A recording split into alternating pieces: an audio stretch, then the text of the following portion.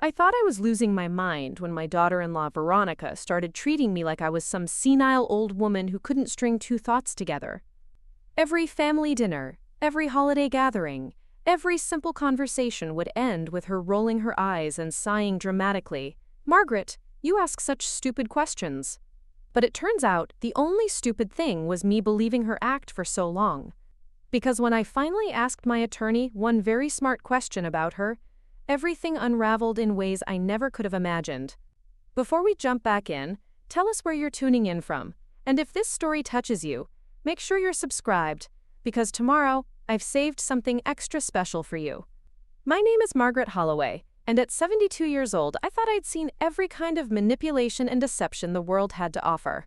I'd been a high school principal for 35 years before retirement, dealing with scheming teenagers, manipulative parents, and office politics that would make corporate boardrooms look like kindergarten playgrounds. I prided myself on being sharp, observant, and impossible to fool. That's why what happened with Veronica cut so deep. She made me question everything I thought I knew about myself.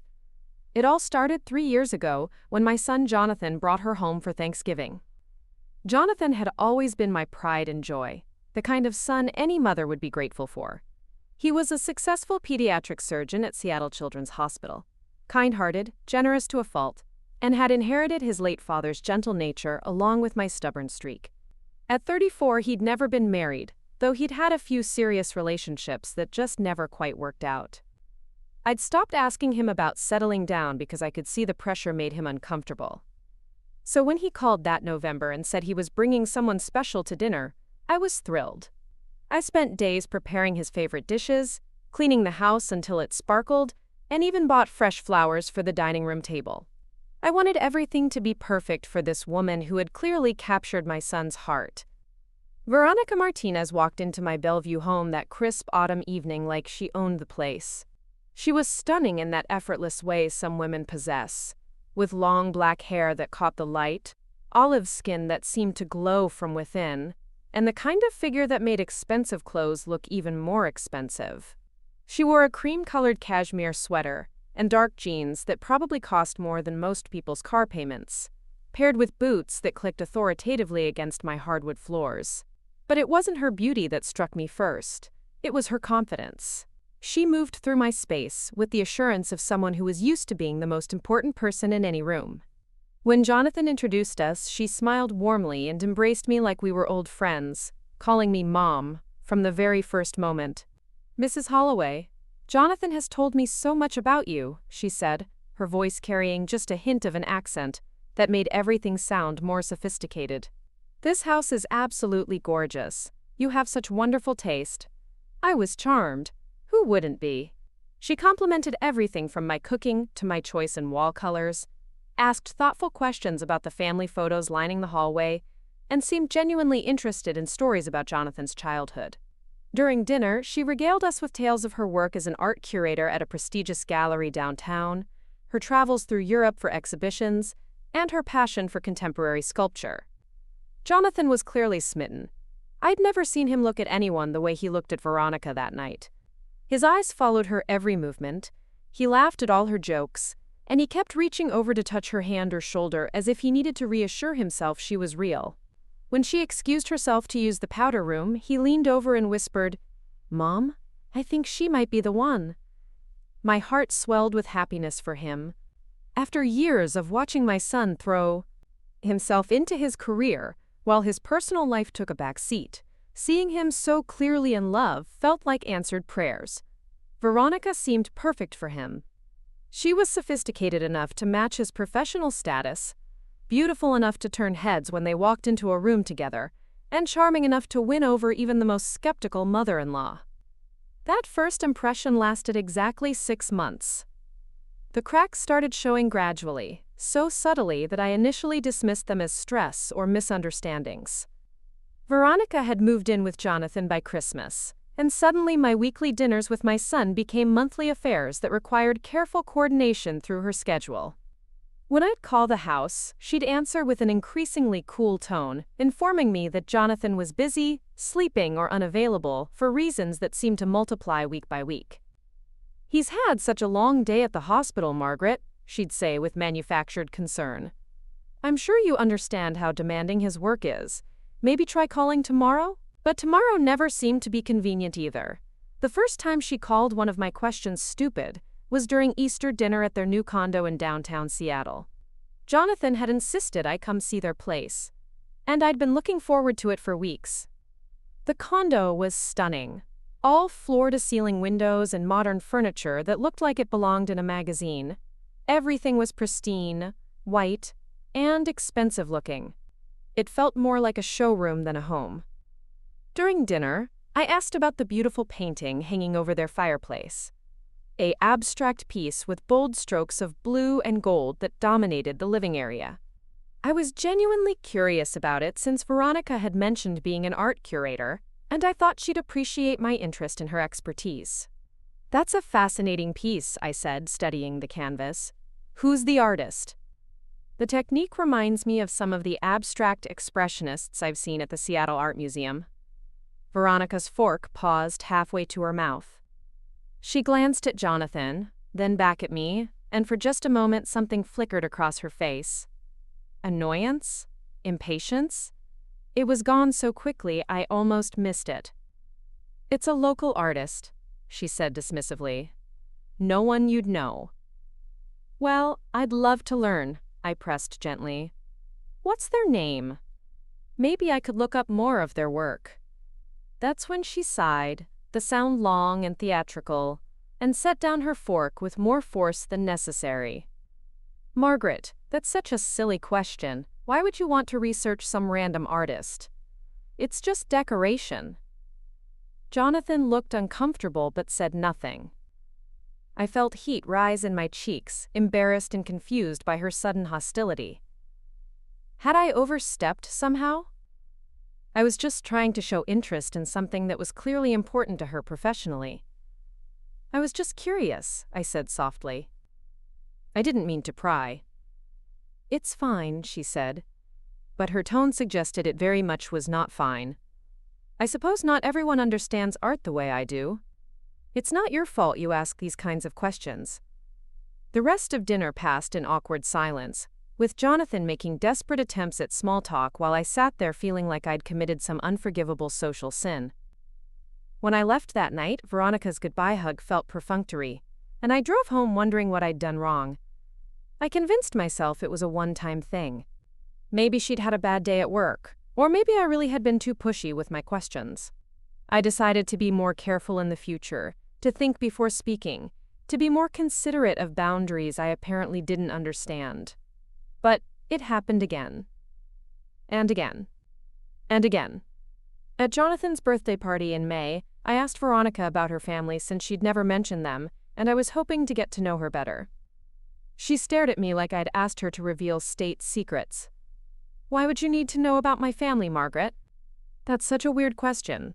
When they announced their engagement in July, I asked about wedding plans, thinking she'd want to share her excitement. About the big day. Instead, she laughed, but not in a happy way. "Oh, Margaret, you're so old-fashioned with these questions. Modern couples don't plan weddings the way you did back in your day." Every interaction became a minefield. I started second-guessing every word before it left my mouth, analyzing every question to make sure it wouldn't earn me another eye roll or condescending comment. I found myself staying quiet during family gatherings, nodding and smiling while feeling increasingly isolated from my own son's life. The worst part was watching Jonathan's reaction to these exchanges. At first, he looked uncomfortable when Veronica dismissed me, but he never said anything in my defense. Gradually, even that discomfort faded. He started nodding along with her assessments of my silly questions, or changing the subject quickly whenever I tried to engage with her directly. I began to wonder if I really was losing my edge. Maybe retirement had made me rusty. Maybe I was asking inappropriate questions without realizing it. Maybe this was just how young people communicated now, and I was too set in my ways to adapt. The wedding planning became a particularly painful exercise in exclusion. Veronica made it clear that my input wasn't wanted or needed. When I offered to help with anything from addressing invitations to hosting the rehearsal dinner, she'd smile that tight smile and say something like, "Margaret, that's so sweet, but wedding planning is really complicated these days." I wouldn't want to burden you with all the details. If I asked about the venue, the guest list, or even what color scheme they'd chosen, she'd sigh and give me that look that made me feel about 6 inches tall. Margaret, why do you need to know these things? It's not like you're planning the wedding. Jonathan would jump in with vague reassurances that everything was under control and I shouldn't worry about the details. I started to feel like a stranger in my own family, watching from the outside as my son's life was reorganized around a woman who seemed determined to minimize my role in it. The wedding itself was beautiful, I'll give her that. It was held at an exclusive venue overlooking Puget Sound, with 200 guests I mostly didn't recognize. Veronica looked like a princess in her designer gown, and Jonathan looked happier than I'd ever seen him. I sat in the front row during the ceremony, wearing the mother of the groom dress I'd carefully selected and had Veronica's approval on weeks in advance, and tried to focus on my son's joy rather than the fact that I felt like a guest at my own family's wedding. At the reception, I was seated at a table with some of Jonathan's medical school friends, rather than with Veronica's family, whom I still knew almost nothing about despite my inappropriate attempts to learn more about them. When I asked one of the other guests about it, thinking maybe there had been a seating mix-up, Veronica appeared beside me with that same strained smile. "Margaret, I put you somewhere I thought you'd be comfortable," she said, her hand resting on my shoulder in what looked like a affectionate gesture but felt more like a warning. "These are all such lovely people, and they're much more your speed than some of our other guests." My speed. Like I was some elderly relative who needed to be managed rather than the groom's mother, who had raised him and supported him through medical school, and been the most important woman in his life for 34 years. But I smiled and nodded and told her it was perfect, because what else could I do? It was their wedding day, and the last thing I wanted was to cause a scene that would overshadow Jonathan's happiness. After the honeymoon, things got worse. My weekly phone calls with Jonathan dwindled to brief conversations every few weeks, usually when Veronica was out of the house. When I'd ask how married life was treating him, he'd give me generic responses about being busy with work and adjusting to living as a couple. "You know how it is, Mom," he'd say, though I didn't know because he wasn't telling me anything. Preparing and narrating this story took us a lot of time, so if you are enjoying it, subscribe to our channel. It means a lot to us. Now, back to the story. Substantive about his life anymore. When I suggested we resume our regular family dinners, Jonathan would hedge and say they'd have to check their schedule. The schedule, apparently, was always too packed to accommodate his mother. I started noticing other changes too. Jonathan had always been generous with his time and money, volunteering at free clinics and donating to various charities. But when I mentioned the annual fundraiser for the children's hospital where he worked, something he'd always supported enthusiastically, he seemed uncomfortable. "We're being more strategic about our charitable giving these days," he said, using language that sounded nothing like him. "Veronica thinks it's important to research organizations thoroughly before making commitments." When I asked what that meant exactly, wondering if they'd found some concerning information about the hospital's fundraising practices, he got flustered and changed the subject. It was the first time I'd ever seen my son unable to explain a decision he'd made. The breaking point came 8 months after the wedding, during what was supposed to be a celebratory dinner at their condo. Jonathan had just been promoted to chief of pediatric cardiology, a position he'd been working toward for years. I was so proud of him I could hardly contain myself, and I'd brought a bottle of champagne and a small gift to commemorate the achievement. Veronica answered the door in workout clothes, looking annoyed that I was there despite the fact that Jonathan had specifically invited me for dinner. "Margaret, did we have plans tonight?" she asked, blocking the doorway like I was a solicitor. "Jonathan asked me to come celebrate his promotion," I said, holding up the champagne bottle. "Is this a bad time?" She glanced over her shoulder, then back at me. "He's been so stressed about the new position. I'm not sure tonight is the best time for visitors." Visitors? I was a visitor in my son's home. Jonathan appeared behind her, looking tired but genuinely happy to see me. "Mom! Come in, come in! I completely forgot to tell Veronica you were coming." "Sorry, babe," he said, kissing his wife's cheek. "Mom wanted to celebrate the promotion." Veronica's smile looked like it had been painted on. "Of course. How thoughtful." During dinner, I asked Jonathan about his new responsibilities, the size of his team, and what changes he was most excited about implementing. These seemed like normal questions a mother would ask her son about a major career milestone, But Veronica kept shooting me looks across the table like I was conducting an interrogation. Finally, when I asked if the promotion would require him to travel more, she set down her wine glass hard enough that the sound echoed through the room. "Margaret, why do you ask so many questions? It's like you're interviewing him for a job. These are such stupid questions." The word hung in the air between us. Stupid. Not inappropriate, not intrusive, not even annoying. Stupid. Jonathan looked mortified. "Veronica, she's just interested in my career." "There's nothing wrong with that." "Of course not," Veronica said quickly, her tone shifting to something that sounded almost apologetic but didn't reach her eyes. "I didn't mean it like that. I'm just tired, and sometimes I speak without thinking. You know how much I care about you, Margaret." But I knew exactly how she'd meant it. And more importantly, I realized this wasn't the first time she'd used that word to describe my questions. She'd been building to this moment for months, systematically undermining my confidence and making me feel foolish for showing normal interest in my son's life. That night, I went home and did something I hadn't done in years. I called my old friend Patricia Chen, who had been my vice principal during my last decade of teaching. Patricia had always been my sounding board for dealing with difficult people, and she had an uncanny ability to see through manipulative behavior. "Patricia," I said after we'd exchanged pleasantries, "I need to ask you something, and I need you to be completely honest with me. Am I losing my mind?" I told her everything. Every uncomfortable interaction, every dismissive comment, every way Veronica had made me feel small and unwelcome in my own family. Patricia listened without interrupting, occasionally making small sounds of acknowledgement that encouraged me to continue. When I finished, there was a long pause. "Margaret," she said finally, "you are one of the sharpest people I've ever known. In 35 years of education, you dealt with manipulative students, controlling parents, and toxic colleagues without ever losing your ability to see situations clearly. You are not losing your mind." "Then what's happening?" I asked, feeling a relief so profound it almost made me cry. "What's happening is that your daughter-in-law is systematically isolating your son by making you question your own perceptions and gradually pushing you out of his life. It's a classic pattern, and she's very good at it." Patricia's words hit me like cold water. Suddenly, all those uncomfortable moments, all those times I'd felt like I was walking on eggshells, all those instances where I'd questioned my own behavior made sense. "But why?" I asked. "What does she gain from pushing me away?" "Control," Patricia said simply. "Complete control over Jonathan and his life.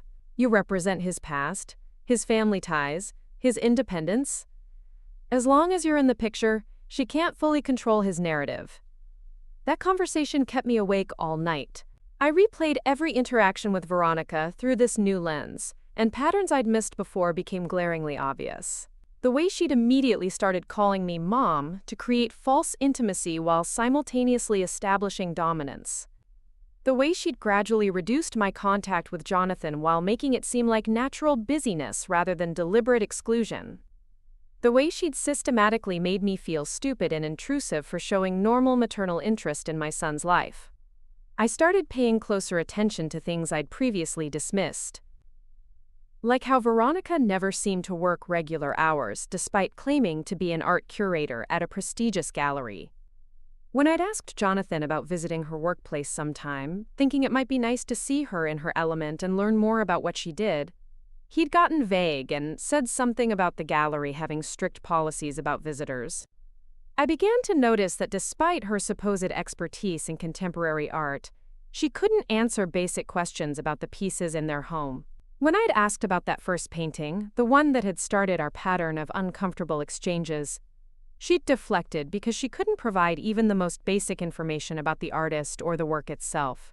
Most concerning of all, I realized that in the year and a half I'd known Veronica, I still knew virtually nothing substantial about her. I didn't know where she'd grown up, where she'd gone to school, what her family was like, or even basic details about her background. Every time I'd tried to learn more, she'd made me feel like I was being inappropriate or nosy. But the thing that bothered me most was watching my son change. Jonathan had always been open and communicative, someone who shared his thoughts and feelings freely.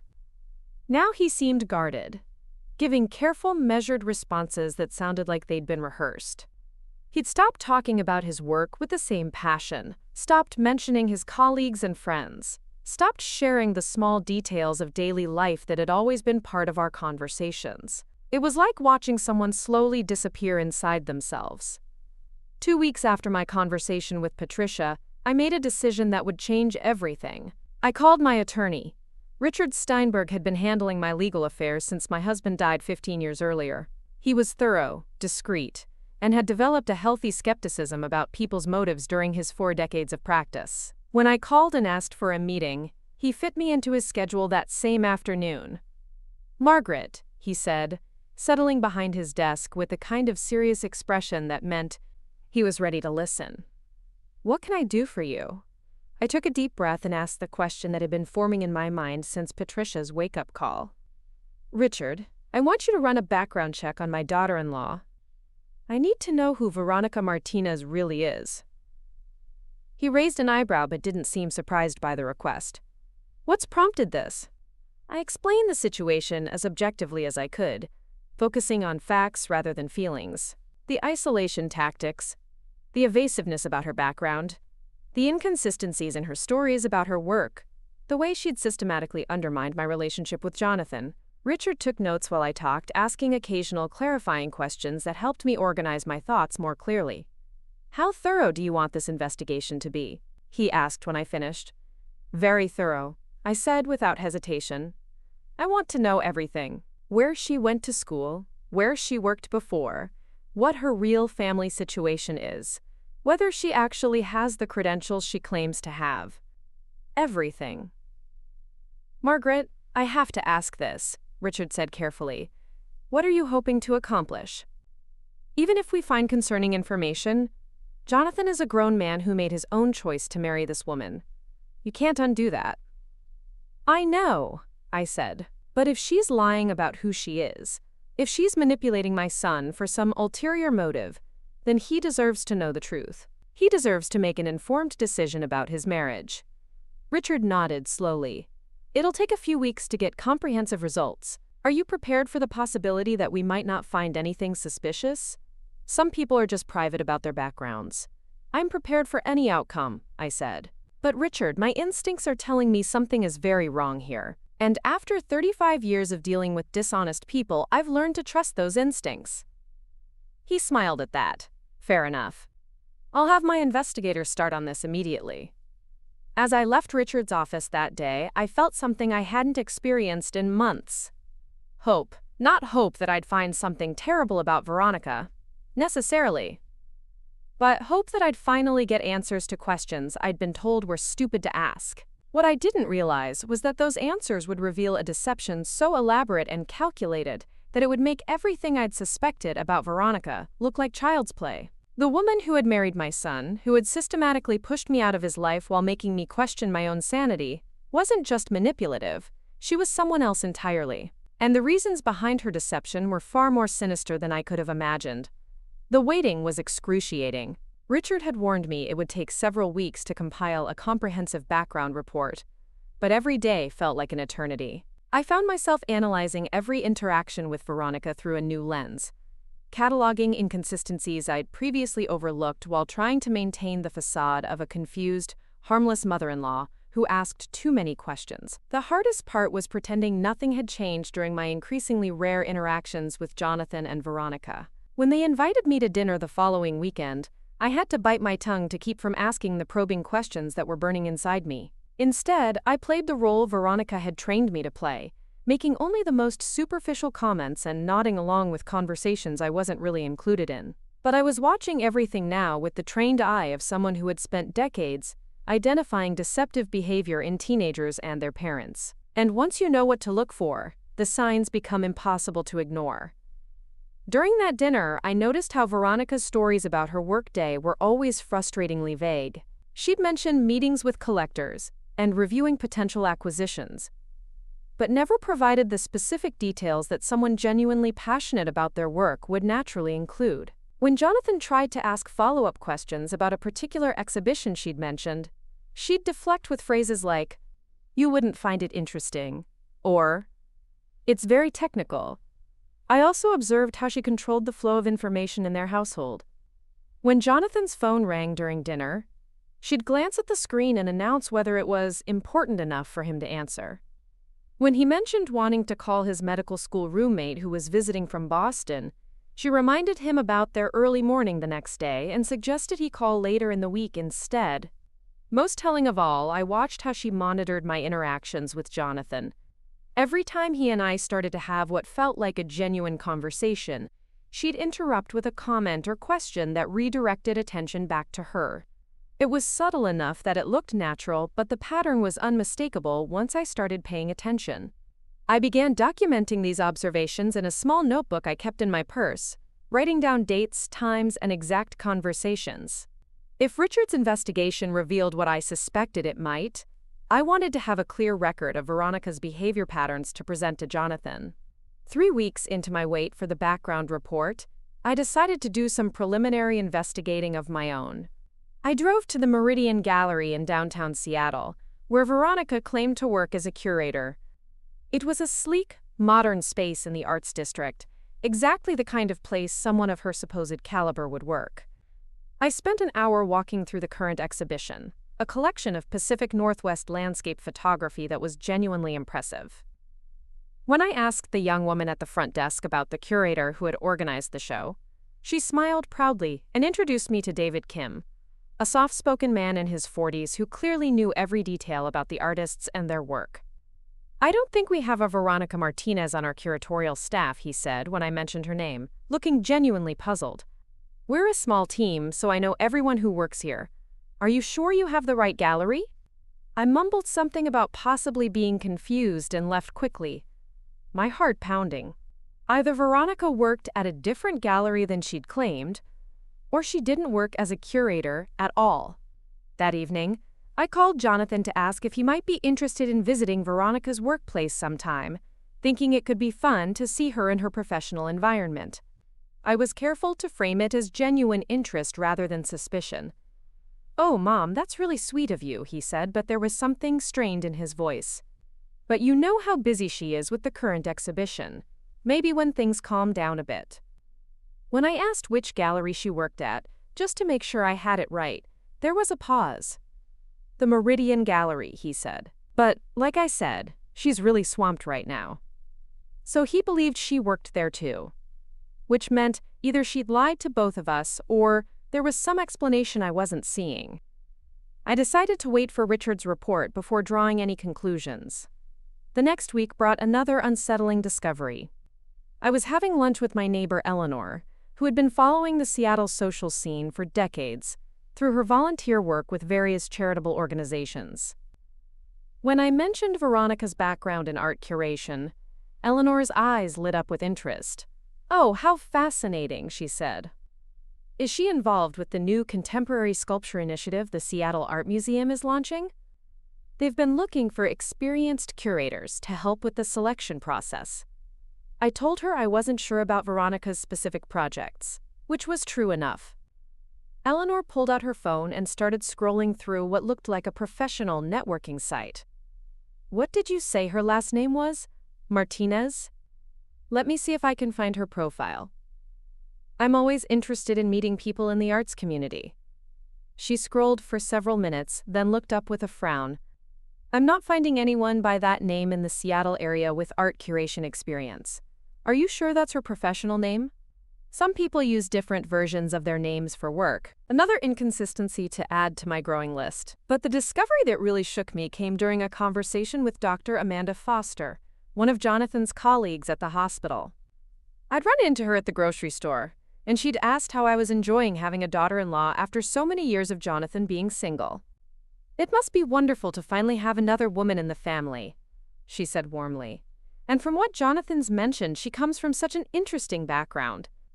Didn't he say she lived in Europe for several years?" I nodded non-committally, not wanting to admit that I knew virtually nothing about Veronica's background despite having known her for over a year. "Where in Europe was it again?" Amanda continued. "Spain? Italy? I remember him mentioning something about her language skills." "I'm not sure," I said honestly. "She doesn't talk much about her time abroad." Amanda looked surprised. "Really? That's unusual. Most people who've lived overseas love sharing stories about their experiences. Maybe she's just modest about her adventures. But as I drove home, Amanda's comment nagged at me. I'd never heard Veronica speak any language other than English, despite supposedly having lived in Europe. And in all our conversations about art and culture, she'd never mentioned any international experience, which seemed odd for someone in her field.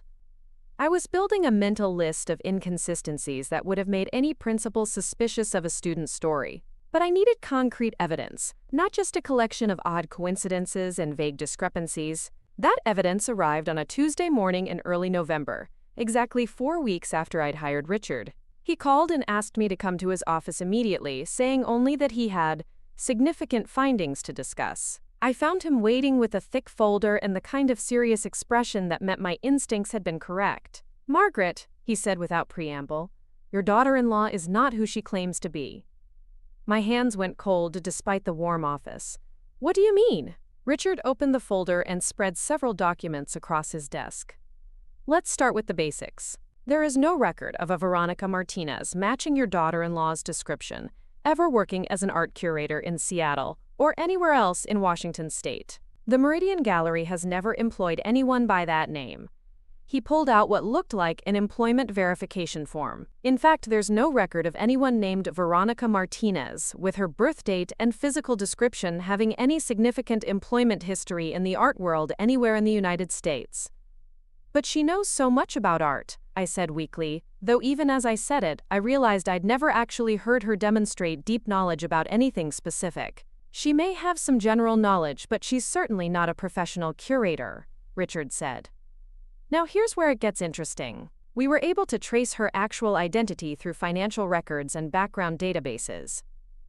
He slid a official-looking document toward me. "Your daughter-in-law's real name is Victoria Marsh. She's originally from Bakersfield, California, and she has quite an extensive history that your son definitely doesn't know about." Victoria Marsh. Even her name had been a lie. "What kind of history?" I asked, though I wasn't sure I wanted to hear the answer. Richard pulled out another set of documents. "She's been married twice before. Her first marriage was to Robert Chen, a software engineer in San Francisco. That marriage lasted 18 months and ended when she emptied their joint bank accounts and disappeared. Robert filed a police report, but by the time authorities got involved, she was long gone." My stomach clenched. "And the second marriage?" "Thomas Brennan, a cardiologist in Portland. Similar pattern. They were married for 2 years, during which time she systematically gained access to his financial accounts, maxed out credit cards in his name, and convinced him to make her the beneficiary on his life insurance policy. She filed for divorce and took half his assets just before the creditors started calling." I stared at the documents, trying to process what I was hearing. "She's done this before, multiple times." "It appears to be her profession," Richard said grimly. "She targets successful professional men, usually in their 30s or early 40s, typically doctors or engineers. She creates an elaborate false identity, moves to a new city, and builds a relationship based on complete fabrications about who she is and what she does." "But why Jonathan specifically?" I asked. "How did she even meet him?" Richard pulled out another document. "That's where it gets even more concerning. She didn't meet him by chance. According to credit card records, she was living in Seattle for 3 months before she ever interacted with your son. During that time, she was researching him extensively. He showed me a timeline that made my blood run cold. She attended hospital fundraising events where he was speaking. She joined the gym where he works out. She started shopping at the grocery store near his condo. She even took a cooking class at a culinary school downtown because she'd learned he was passionate about French cuisine. She stalked him," I said, the words barely a whisper. "Essentially, yes. She spent months learning about his interests, his schedule, his social circle, and his background before orchestrating what he believed was a chance meeting at a coffee shop near the hospital. I thought about that first Thanksgiving dinner, how perfectly Veronica had seemed to complement Jonathan's interests and values. How she'd known exactly what to say, exactly how to present herself to make the best possible impression. It hadn't been natural compatibility. It had been calculated manipulation based on months of research. "There's more," Richard said, though I wasn't sure I could handle any more revelations. "We found evidence that she's been in contact with someone who appears to be coaching her through this process. Phone records show regular calls to a number registered to someone named Marcus Webb in Las Vegas. Webb has a criminal history involving financial fraud and identity theft." The room felt like it was spinning. "You think she's part of some kind of organized scheme?" "It's possible. We're still investigating that angle, but the pattern suggests she's not working alone. Someone with expertise in fraud has been helping her create these false identities and target appropriate victims." Richard pulled out one final document that made me feel physically sick. "Margaret, there's something else you need to know. According to financial records we were able to access, Veronica has already begun the process of gaining control over Jonathan's assets. She's been added as a beneficiary to his retirement accounts, and she's convinced him to put her name on several investment accounts." "How is that possible?" "They've only been married 8 months. She's very good at what she does," Richard said, "and she's had plenty of practice." The pattern with her previous victims was remarkably similar. She creates a sense of urgency around financial planning, usually framing it as romantic. Something like wanting to build a future together or ensuring they're both protected in case of emergency. I thought about Jonathan's comment about being more strategic with their charitable giving, about how he'd seemed uncomfortable when I asked about changes in his financial habits. She'd been working on him gradually, probably making it seem like responsible adult planning rather than manipulation. "What happens next?" I asked. "How do we prove this to Jonathan?" Richard's expression grew even more serious. "That's the challenging part, Margaret. Even with all this evidence, Jonathan is going to have to make his own choice about what to do with this information. And based on the psychological profile of Veronica's previous victims, she's likely been conditioning him to distrust outside influence, especially from family members." "You mean she's been turning him against me on purpose?" "The isolation tactics you described are textbook manipulation techniques," Richard confirmed. "By making you seem intrusive and inappropriate, she's created a dynamic where Jonathan feels protective of her and suspicious of your motives. If you approach him with accusations about his wife, his first instinct will probably be to defend her and dismiss your concerns." I felt tears threatening for the first time since this whole nightmare began. "So what can I do? Just watch while she destroys his life?" "We need to be strategic about how we present this information," Richard said. "And we need more evidence of her current activities. What I've shown you proves she's lied about her identity and has a history of fraud, but we need to demonstrate that she's actively stealing from Jonathan right now. How do we do that? We need access to financial records that show unauthorized transactions or transfers. We need evidence of forged documents or false applications for credit in Jonathan's name. We need proof that she's currently engaged in criminal activity, not just that she has a criminal history." Richard leaned forward, his expression intense. "Margaret, what I'm about to suggest is going to be difficult, but it may be our only option. You're going to have to get closer to Veronica, not further away. You're going to have to make her trust you enough to let her guard down. I don't understand. Right now, she sees you as a threat to be managed. She's keeping you at arm's length because she knows you're observant and suspicious. But if you can convince her that you've accepted the situation, that you're no longer questioning her stories or trying to interfere in their marriage, she might relax her vigilance." The idea of pretending to accept Veronica after learning what I now knew about her made me feel nauseated. "You want me to pretend to like her? I want you to pretend to be the harmless, easily manipulated older woman she's been training you to become. Let her think her conditioning worked. Stop asking probing questions. Stop showing interest in her background. Start acting grateful just to be included in their lives at all." Richard pulled out a small device I didn't recognize. "If you can get into their home when she's relaxed and not monitoring your every move, you might be able to gather evidence of what she's really doing. Financial documents, correspondence with her accomplice, anything that proves current criminal activity. You want me to spy on them? I want you to protect your son, Richard said firmly. Margaret, based on the timeline with her previous victims, Jonathan is in serious danger. She's been married to him for 8 months, which means she's probably planning to make her move soon. Once she's transferred enough assets and maxed out his credit, she'll disappear just like she did with the others. The thought of Jonathan waking up one morning to find his wife gone, his accounts emptied, and his credit destroyed made my chest tighten with panic. How long do we have? Based on her previous patterns, probably not more than 6 to 8 months. Her first marriage lasted 18 months, but she'd moved to a smaller city where building a false identity was easier. Her second marriage was 2 years, but that victim had significantly more assets to steal. Jonathan represents a middle ground, financially speaking. And if she disappears before we can prove what she's doing, then Jonathan will be financially devastated, emotionally traumatized, and potentially facing legal consequences if she's committed fraud in his name.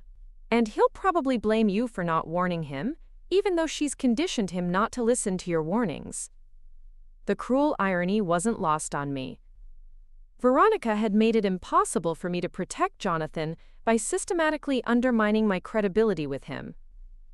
Every time I'd tried to voice concerns or ask probing questions, she'd made me look paranoid and intrusive.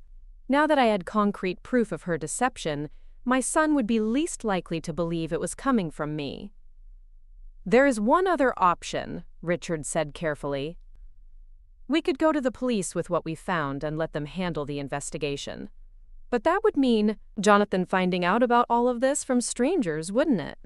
And wouldn't Veronica just disappear the moment she realized she was under investigation? Probably, Richard admitted. And without evidence of current criminal activity, it's unlikely they'd be able to charge her with anything. She'd just move on to her next victim. I stared at the documents spread across Richard's desk, trying to process the magnitude of what I'd learned. The woman I'd been questioning myself for having bad feelings about was actually a career criminal who had been systematically destroying my family for nearly 2 years. Everything I'd suspected had been true, and so much more that I'd never imagined. I need to think about this, I said finally. Of course, Richard said. But Margaret, don't take too long to decide. Every day we wait is another day she has to transfer more of Jonathan's assets, or get him to sign documents that could compromise his financial future. As I drove home that afternoon, I felt like I was seeing the world through completely different eyes. The stupid questions Veronica had been dismissing weren't stupid at all. They were exactly the right questions, which is why she'd worked so hard to make me stop asking them. She'd been afraid of what I might discover if I kept digging into her background. She'd been terrified that my decades of experience identifying dishonest people would eventually see through her carefully constructed facade. So she'd launched a preemptive strike against my credibility, making me doubt my own instincts while training my son to dismiss my concerns. It was brilliant, in a sociopathic way, but now I knew the truth. And I had a choice to make. I could follow Richard's advice and try to get closer to Veronica, pretending to be the defeated, harmless mother-in-law she wanted me to be while secretly gathering evidence of her crimes. It would mean months of pretending to accept her, of swallowing my anger and disgust while watching her manipulate my son. Or I could find another way to expose her that didn't require me to become complicit in her deception. That evening, I sat in my kitchen with Richard's folder spread across the table, studying every document and trying to formulate a plan. Somewhere in Seattle, my son was probably having dinner with a woman who had built her entire relationship with him on lies, who was systematically stealing his assets while conditioning him to distrust the people who actually cared about him. And she thought she'd won because she'd convinced me I was too stupid to stop her. She was about to learn just how wrong she was about that. I picked up my phone and called Patricia Chen, the only person I trusted completely to help me think through this situation. Patricia, I said when she answered, I need your help with something complicated. How free is your schedule for the next few weeks? For you, Margaret? Completely free. What do you need? I need help taking down a professional con artist who's been playing my family for fools, and I need to do it without letting her know I'm onto her until it's too late for her to run. There was a pause, then Patricia's voice came back with the kind of steel I remembered from our days dealing with the most challenging students and parents. Tell me everything. And so I did. I told her about Veronica's fake identity, her history of targeting and destroying successful men, her systematic isolation of Jonathan, and the evidence that she was part of a larger criminal operation. I told her about Richard's suggestion that I pretend to be the harmless victim Veronica thought she'd created while secretly gathering evidence. When I finished, Patricia was quiet for a long moment. "Margaret," she said finally, "what if we could do both? What if we could make Veronica think she'd successfully neutralized you as a threat, while actually setting a trap she'd never see coming?" "What do you mean? You're going to have to trust me on this. But I think there's a way to use her confidence against her. She thinks she's smarter than you, right? She thinks she's convinced you that you're the problem in this family dynamic? Yes. Then let's give her exactly what she expects to see. Let's make her so confident in her control over the situation that she gets careless.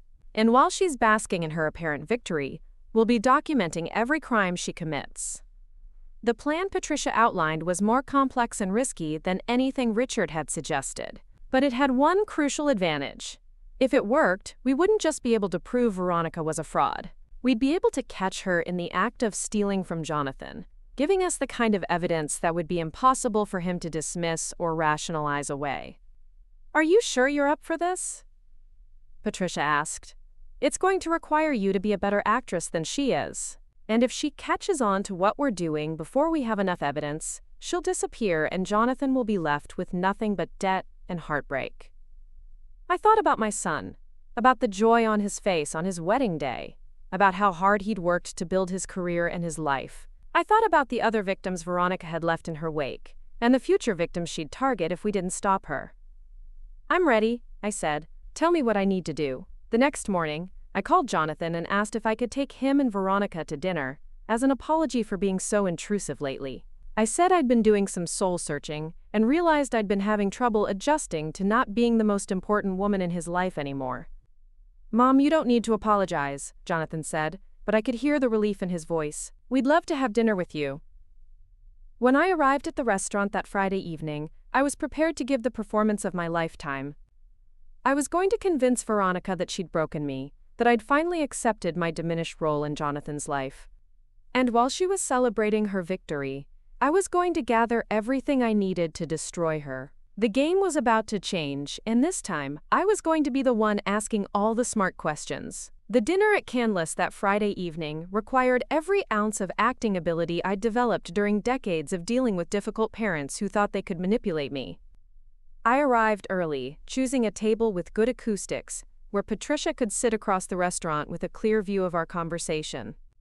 She'd equipped me with a small recording device disguised as a hearing aid, and we'd rehearsed my performance until I could deliver it naturally. When Jonathan and Veronica arrived, I stood to greet them with the kind of subdued enthusiasm that suggested someone who'd been properly chastened.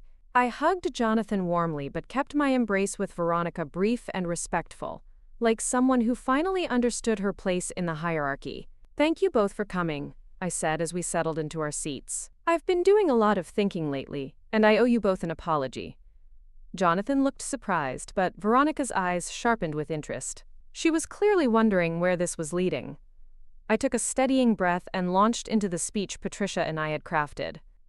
"I realize I've been having trouble adjusting to the changes in our family dynamic. For 34 years, I was the primary woman in Jonathan's life, and I think I've been struggling to accept that's no longer the case." "Mom, you're still incredibly important to me," Jonathan started to say, but I held up a hand. "Please, let me finish. I need to say this." I turned to Veronica with what I hoped looked like genuine remorse. "Veronica, I owe you the biggest apology. You've been nothing but gracious and welcoming to me, and I've responded by asking inappropriate questions and inserting myself into aspects of your life that are none of my business." Veronica's expression shifted to something that looked like magnanimous forgiveness, but I caught the flash of satisfaction in her eyes. "Margaret, that's very thoughtful of you to say. I think I've been feeling threatened by how accomplished and sophisticated you are," I continued, really laying it on thick. "You have this amazing career in the art world, you've traveled internationally, you bring so much culture and refinement to Jonathan's life.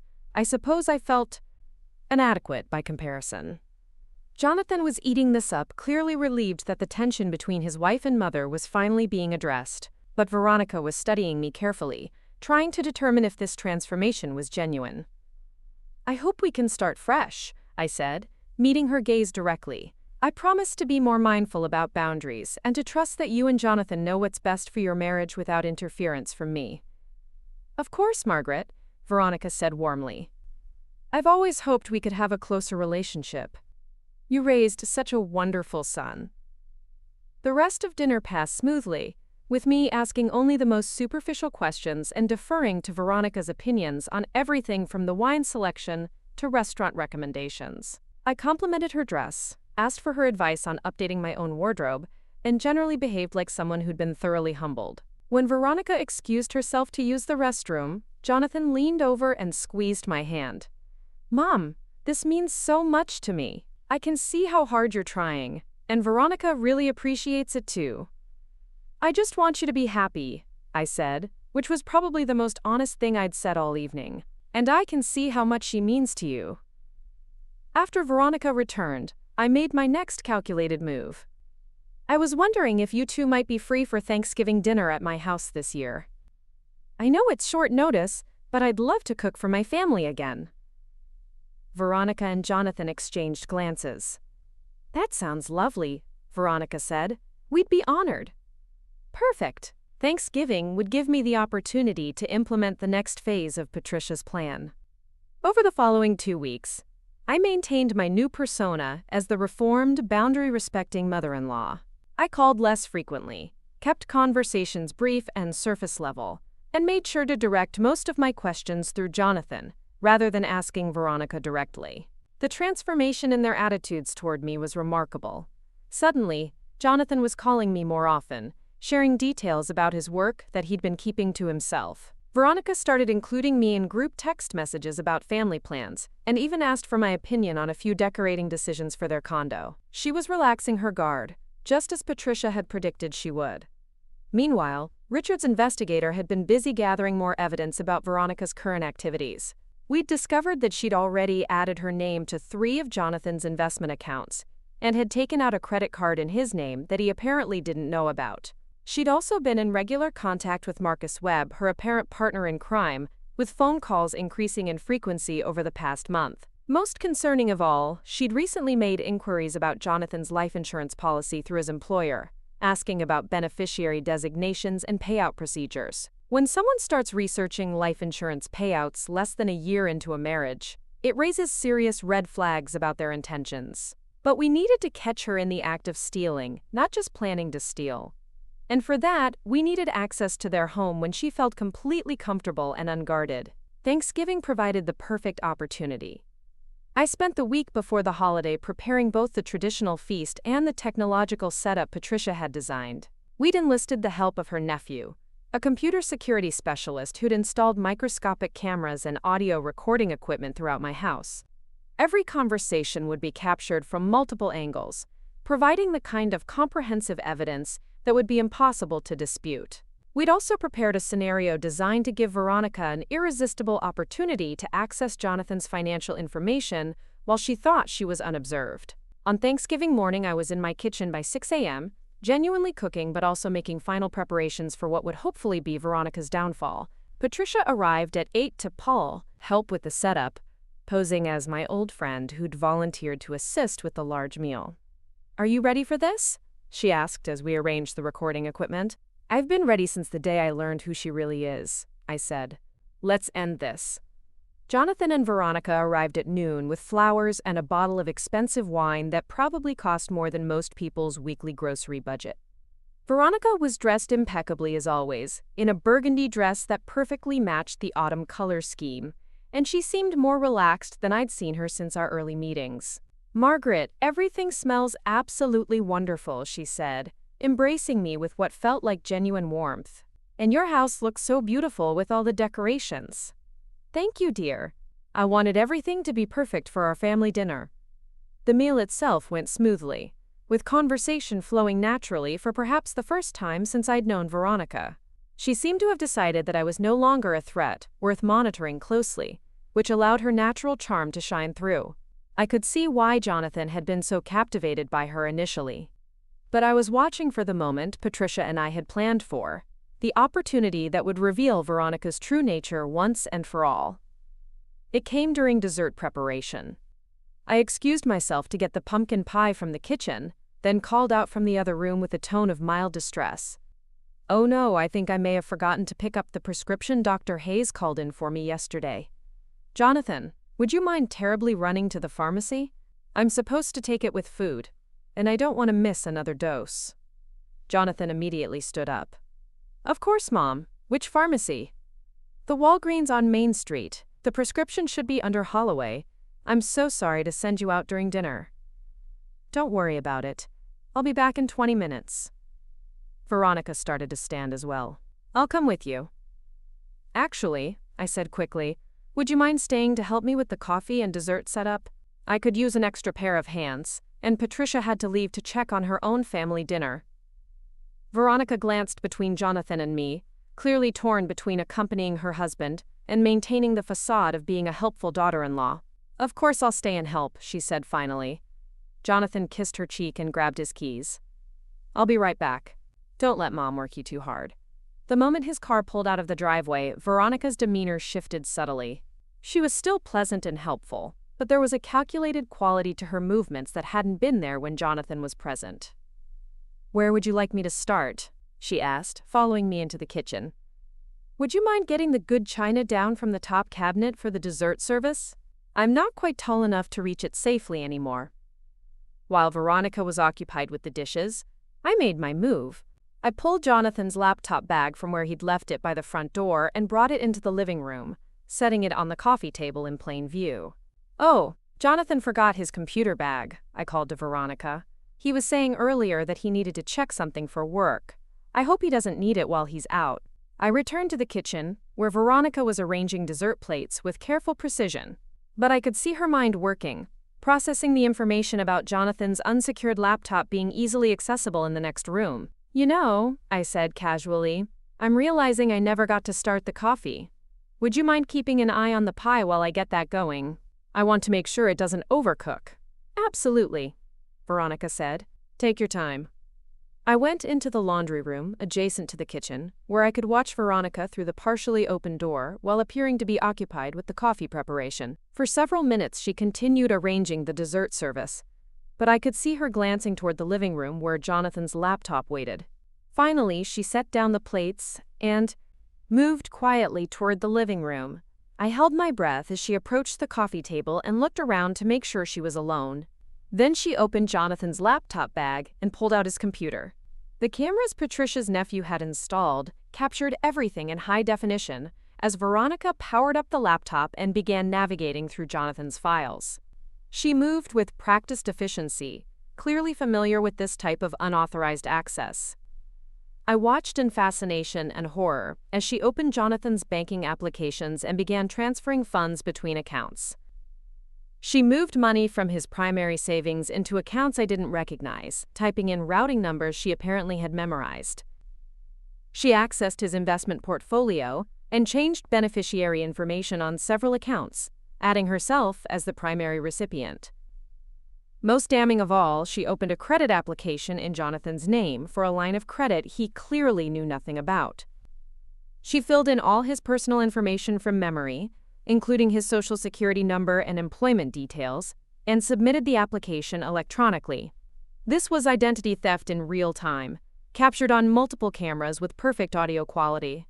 But she wasn't finished. Veronica pulled out her cell phone and called a number she had saved under a fake contact name. "It's me," she said quietly. "I'm moving the timeline up. We need to be ready to move by Christmas instead of spring." The voice on the other end was male and sounded agitated. "That's too fast. We haven't finished setting up the accounts in Phoenix." "It doesn't matter. The mother-in-law is getting suspicious again. I thought I had her handled, but she's asking fewer questions, which means she's probably asking them somewhere else." My blood ran cold. Even my carefully orchestrated performance hadn't fooled her completely. "How much have you been able to move so far?" the man asked. "About 60% of the liquid assets. And I just set up the credit line for another 100,000. The life insurance beneficiary changes went through last week. What about the medical practice?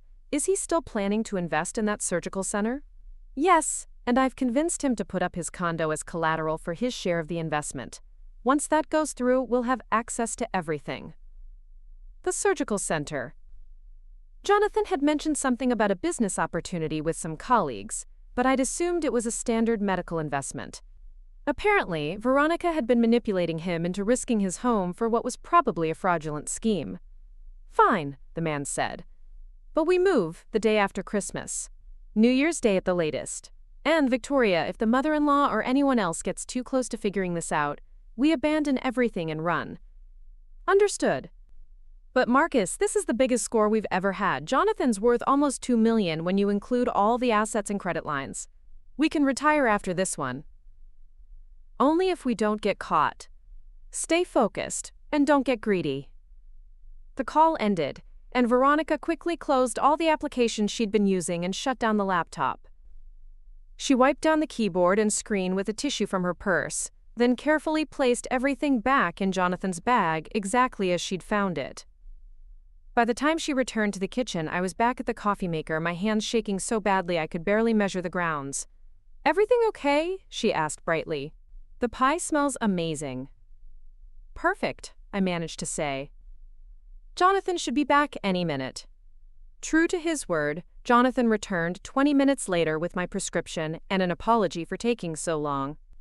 "There was a line at the pharmacy," he said, kissing my cheek.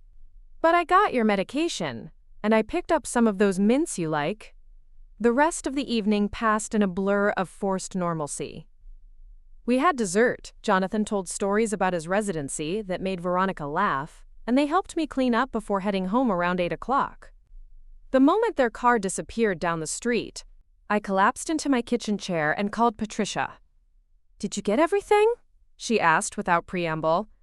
"More than we ever hoped for," I said. She stole money right in front of the cameras, applied for credit in Jonathan's name, and had a phone conversation with her accomplice about stealing $2 million and disappearing after Christmas. "My God, Margaret, we have her completely." "There's more. She said she thinks I'm getting suspicious again, which means they might move their timeline up. And she's convinced Jonathan to put his condo up as collateral for some kind of investment scam." Patricia was quiet for a moment. "We need to move fast. If they suspect you're onto them, they might disappear before we can get Jonathan safely away from her. What do we do?" "We call Richard tonight and get the evidence to the police first thing Monday morning. Then we figure out how to present this to Jonathan in a way that makes it impossible for him to deny or rationalize what she's done." That night, I sat in my living room with copies of the recordings Patricia's nephew had made, watching my daughter-in-law commit multiple felonies while planning to destroy my son's life. The woman I'd spent months questioning myself about was even worse than I'd suspected. But now I had proof that no one could dismiss as the paranoid imaginings of an interfering mother-in-law. Monday morning arrived gray and drizzling, matching my mood as Richard, Patricia, and I sat in Detective Susan Rodriguez's office at the Seattle Police Department. Detective Rodriguez was a financial crime specialist who'd seen enough cases like this to understand immediately what we were dealing with. "Mrs. Holloway," she said after reviewing our evidence, "this is one of the most comprehensive fraud cases I've encountered. You've essentially documented a criminal conspiracy in real time." "What happens now?" I asked. "We're going to arrest Victoria Marsh and Marcus Webb simultaneously to prevent either one from warning the other. We already have enough evidence to charge her with identity theft, wire fraud, and conspiracy to commit fraud. The recordings from Thanksgiving give us everything we need." "What about Jonathan?" Patricia asked. "How do we protect him from the fallout?" Detective Rodriguez looked grim. "Unfortunately, some of the financial damage has already been done. She's moved significant amounts of money and opened credit accounts in his name. But because we can prove it was done without his knowledge or consent, he should be able to recover most of the losses eventually." "When will you make the arrests?" Richard asked. "This afternoon. We want to coordinate with Las Vegas police to pick up Webb at the same time, and we need to make sure we freeze all the accounts she's been transferring money to before she can move it again." "Do you need me to do anything?" I asked. "Actually, yes. We need you to call your son and ask him to come to your house this evening." Don't give him any details, just say it's important family business. We'll have officers stationed nearby in case Veronica becomes suspicious and tries to contact him during the arrest. My heart pounded at the thought of the conversation I'd have to have with Jonathan in just a few hours. How do you tell your child that the person they love has been systematically destroying their life? Detective Rodriguez, I said, my son is going to be devastated when he learns the truth. Is there any support we can provide to help him through this? We work with victim advocates who specialize in fraud cases, she said kindly. Many people in your son's situation struggle with feelings of shame and self-blame, even though they're clearly the victims. We'll make sure he has access to resources that can help him process what's happened. At 3:30 that afternoon, Detective Rodriguez called to confirm that both arrests had been successful. Victoria had been taken into custody at the condo she shared with Jonathan, while Marcus Webb had been arrested simultaneously in Las Vegas. Both had waived their rights to remain silent and were already providing information about their criminal operation. It's even bigger than we thought, Detective Rodriguez told me. They've been running this scheme for over 5 years, targeting professional men in different cities. Your daughter-in-law was just one of several women working with Webb to identify and defraud victims. How many other people have they hurt? I asked. At least 15 that we know of so far, probably more. Your decision to investigate and gather evidence is going to help us prosecute an entire criminal network. At 6 o'clock, Jonathan arrived at my house looking confused and concerned. Mom, what's this about? You sounded upset on the phone, and Veronica wasn't home when I got back from work. She's not answering her cell either. I led him into the living room, where Patricia was waiting with a box of tissues and a bottle of his favorite scotch. Richard sat nearby with a folder full of documents, ready to answer any legal questions that might arise. Jonathan, I said, taking his hands in mine, I need you to sit down. There's something I have to tell you about Veronica, and it's going to be very difficult to hear. His face went pale. Is she hurt? Was there an accident? No, sweetheart. But she's been arrested for fraud and identity theft. The next hour was one of the most painful of my life. I watched my son's world crumble as I explained who Veronica really was, what she'd been doing to him, and how she'd been planning to disappear with everything he'd worked for his entire adult life. Jonathan went through every stage of grief in fast forward. Denial first, insisting there had to be some mistake or misunderstanding. Then anger, demanding to see proof that I couldn't possibly have fabricated. When I showed him the recordings from Thanksgiving, watching his wife steal from him while planning his financial destruction, he became violently ill. How long have you known? He asked when he could finally speak again. I suspected something was wrong for months, but I only learned the truth 2 weeks ago. I hired an investigator to run a background check on her. Why didn't you tell me immediately? I took a deep breath. Because she'd spent over a year training you not to trust my judgment. She made me look paranoid and intrusive every time I asked questions about her background. If I'd come to you with accusations based on a private investigation, what would you have done? Jonathan was quiet for a long moment, then nodded slowly. I would have thought you were trying to sabotage my marriage. I probably would have cut off contact with you entirely. She's very good at what she does, Jonathan. This wasn't your fault. But how could I have been so stupid? He said, his voice breaking. How could I not see what she was doing? Patricia leaned forward. Jonathan, I've spent my career studying manipulative behavior, and I can tell you that Victoria is a professional. She studied you for months before she ever approached you. She knew exactly what to say and do to make you fall in love with the person she was pretending to be. The woman I married doesn't even exist, does she? He asked. No, I said gently, but the love you felt was real, even if she wasn't. We spent the rest of the evening going through the financial damage with Richard, helping Jonathan understand what accounts had been compromised and what steps he'd need to take to protect himself going forward. The numbers were staggering. Victoria had stolen over $300,000 in cash and investments, maxed out credit cards worth another $100,000, and was in the process of convincing him to risk his condo in a fraudulent investment scheme. If you hadn't stopped her when you did, Richard explained, she would have disappeared with everything you own and left you with debts that would have taken decades to pay off. Detective Rodriguez arrived around 9 o'clock to take Jonathan's formal statement and explain the criminal proceedings that would follow. "Will I have to testify against her?" Jonathan asked. "Probably, but we have so much evidence that the case is essentially airtight. Your testimony would help, but it's not necessary for conviction." "What kind of sentence is she looking at?" "With her prior history and the amount of money involved, probably 15 to 20 years in federal prison. Her accomplice is facing similar charges." After everyone left that night, Jonathan and I sat in my kitchen drinking coffee neither of us wanted, trying to process the magnitude of what had happened. "Mom," he said finally, "I owe you an enormous apology. You were trying to protect me and I let her convince me that you were the problem." "You don't owe me anything," I said. "You're my son, and protecting you is what mothers do."